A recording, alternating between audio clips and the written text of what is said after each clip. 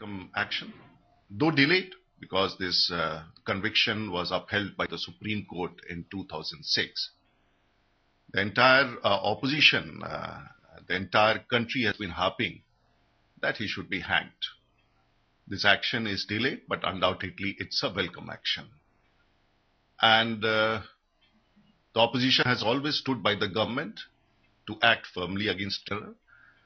The hanging of Afzal Guru, though delayed, but we still feel that it is a right action. It has been done, and the people of this country have been wanting and waiting for it for a long time. आज सुबह ऐसे जानकारी मिली है कि अफजल गुरु को फांसी Tihar jail में दे दी गई है। 2001 में जो पार्लियामेंट पर अटैक हुआ था और 2002 में उन्हें फांसी की सजा सुनाई गई थी। उसके बाद उसे हाई कोर्ट ने उसे करार रखा था और 2006 में उच्चतम न्यायालय ने उन्हें उनके फर्जी पिटीशन को नकार दिया था। हालांकि पूरा देश इस वक्त के इंतजार में था कि अफजल गुरु को, जो पार्लियामेंट के हमले के लिए जिम्मेवार थे पूरी तौर से, उन्हें सजा सुनाई जाए।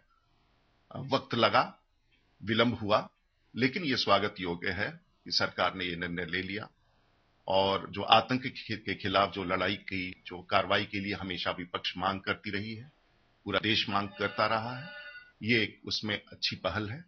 हम इसे स्वागत करते हैं। हालांकि विलंब जरूर हुआ, लेकिन फिर भी ये पूरा का पूरा स्वागत योग्य है। Your opposition has been planning government of being soft on terrorism. So do you think it's a good move for the government? देखिए, कभी भी जो आतंक के खिलाफ कोई भी कार्रवाई हो, वो त्वरित होना चाहिए। Any action against terror, like the hanging of Afzal Guru, should be immediate. It cannot be delayed. And if the highest court of the land has upheld the conviction, the Supreme Court in this case upheld the conviction of Afzal Guru in 2007. Thereafter, there was no reason that any mercy petition should have been delayed for so long. But having said that, today Afzal Guru has been hung, and it was a much awaited decision, a much wanted decision, so that the world could see that India is committed against the fight against terror. The opposition has always demanded that this action should be fast.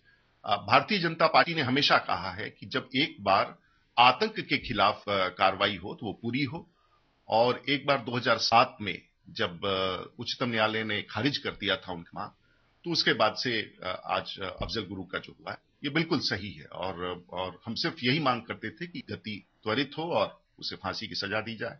आज फांसी की सजा दी गई है और हम सब इसका स्वागत करते हैं। हालांकि विलंब हुआ, लेकिन फिर भी ये दुरुस्त हुआ और ये आतंक के खिलाफ लड़ाई में ये कदम अच्छी कदम मानी जाएगी। Thank you.